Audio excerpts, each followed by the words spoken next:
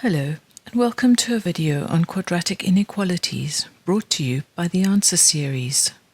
I want to start off with 4 simple examples. So I want you to pause the video, I want you to try these, and then we'll look at them together.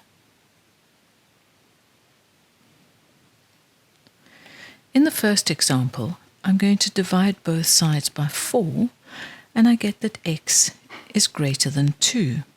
Check your answer. Think of a number bigger than 2, say 3. 4 times 3 is 12, which is greater than 8. So that's correct. 1.2, again I divide by 4, and I get that x is greater than minus 2. Think of a number bigger than minus 2. Well, a number bigger than minus 2 could be minus 1. 4 times minus 1 is minus 4, and minus 4 is greater than minus 8. Just be very careful with your negative numbers as to which is bigger, which is smaller. So always think of a number line. So that works. What about in 1.3? I'm going to divide by minus 4. When I divide minus 4x by minus 4, I get x. When I divide 8 by minus 4, I get minus 2. And then remember what happens with the inequality sign. It changes around. And if you think of a number smaller than minus 2, so say if we take minus 3, minus 4 times minus 3 is 12, which is greater than 8. In other words, x has got to be less than minus 2. So that inequality sign changes. In 1.4, again I divide by minus 4, and again, notice what happens. My inequality sign changes again. And if you're not sure, take a number smaller than 2 and check that it does work. So when you divide or multiply by a negative in an inequality, the inequality sign changes around. Example number 2, I've got 4 examples that I want you to do, so pause the video, try them yourself, and then we'll do them together. In the first one, x plus 3 gives you a 0 of minus 3, and x minus 1 gives you a 0 of 1. If I multiply these two brackets out, I get a quadratic, in other words a parabola. It's a parabola with a positive x squared, so the arms go up. They want where this is less than 0. Where is it less than 0? There. In other words, when x is greater than minus 3, less than 1. In 2.2, the first bracket gives you a 0 of a third. The second bracket gives you a 0 of minus 5 over 2. Again, you've got a positive x squared, so the arms are going up. They want where it's greater than or equal to 0, so it's those two arms. You have two separate arms. This part here is when x is less than or equal to minus 5 over 2, and this bit here is when x is greater than or equal to a third. Two separate arms means I must have two separate answers, and notice I have or in between them. They're two separate arms, so it's either that answer or that answer. 2.3, I get a 0 of 0, and I get a 0 of 3. Where is this less than or equal to 0? It's there. So x must be greater than or equal to 0, less than or equal to 3. In 2.4, the first bracket gives me a 0 of 4. The second bracket gives me a 0 of minus 2. And now be very, very careful. This is a negative x squared, which means the arms go down. They want where this is greater than 0. Where is this greater than 0? It's there.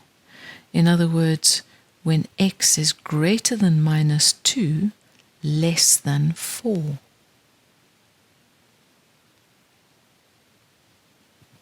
Example number 3. Again, 4 examples. I want you to pause the video. I want you to try these, and then we'll look at them together. In the first one, the first thing I do is I move the 3 across to write it in standard form, and I factorize the trinomial. I get my zeros. I then want where it is less than 0, and so I get my answer. In 3.2, I don't have a naught on the right-hand side, so the first thing I need to do is to multiply these 2 brackets out. Set up your quadratic, which you factorize, get the zeros. You want where it is greater than or equal to naught, and remember you've got 2 separate regions, so you need 2 separate regions in your answer with or between them. Question number 3.3. I don't like factorizing with a negative x squared, so what I'm going to do is I'm going to divide every term by -1. And make sure, because you're dividing by a negative, that inequality sign must change. Factorize the trinomial, get your zeros. You want where this is greater than naught, in other words, the 2 separate arms, so 2 separate answers with or in between. Now, 3.4, really nice example. Take out a common factor of x squared, and you're left with x minus 3. Be very careful. This is not a parabola. This is a cubic. It's a cubic with a positive x cubed, which means the general shape of my graph looks like that. What are the zeros? Well, I get a 0 at 0, and I get a 0 at 3. Now, a cubic has 3 roots.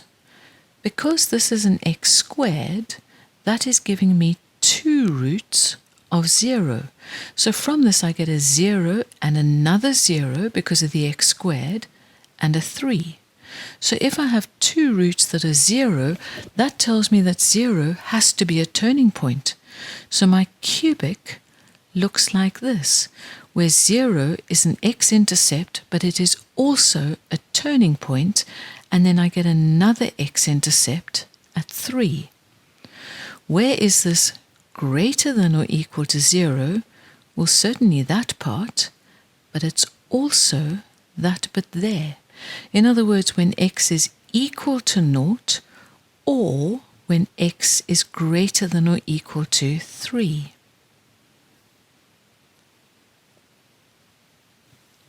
The last example I want you to do, I want you to determine the largest integer for which this thing is greater than 0. So pause the video, try this, and then we'll look at it together. The first thing I do is I divide through by -2. Again, be very careful. The inequality sign changes. This trinomial doesn't factorize, so I use the quadratic formula and I get my 2 answers. I can then write it in brackets like that. This is a positive x squared. It's a parabola, so the arms go up. There are my 2 zeros. Where is this less than 0? There.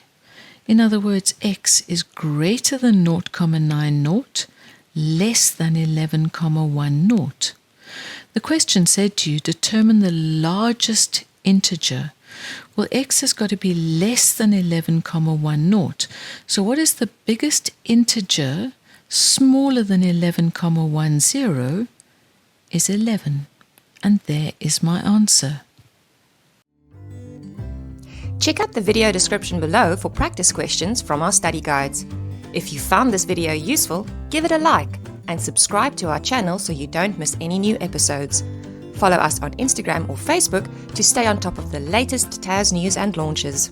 So that's it for now from the Answer Series, your key to exam success.